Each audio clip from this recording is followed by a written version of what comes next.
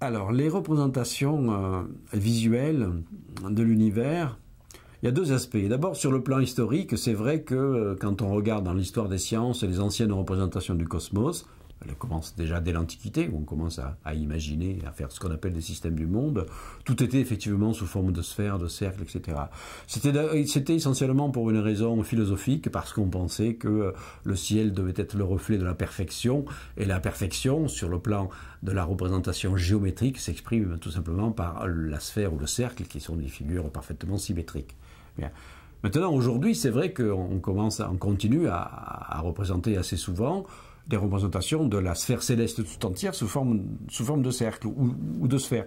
Mais là, c'est tout à fait naturel. Et ça ne relève absolument pas de l'anthropocentrisme. Ça relève simplement du point de vue de l'observateur. À partir du moment où on observe la voûte céleste, on est nécessairement entouré d'une voûte à 360 degrés qui nous entoure.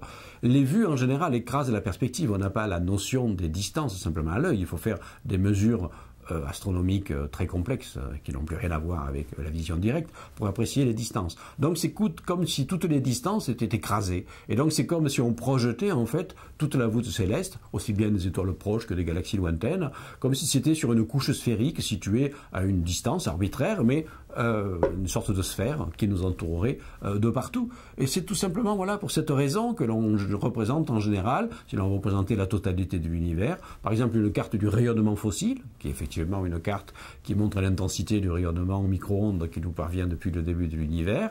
Les cartes que l'on voit sont inscrites dans des planisphères célestes qui ont la forme d'ovale, tout simplement parce qu'on utilise un système de projection d'une sphère apparente à deux dimensions, qu'on appelle la projection de Mercator, la même qu'on utilise pour faire des cartes de géographie. Donc quand vous regardez une carte de la Terre, la Terre en réalité la surface d'une sphère, qu'est-ce que vous voyez à deux dimensions? Vous voyez une ellipse, et vous savez que ce ne sont pas des bords, il faut effectivement recoller entre eux les bords de l'ellipse pour avoir la totalité de la Terre. C'est la même chose avec la voûte céleste. Voilà. Donc c'est simplement le mode normal de représentation.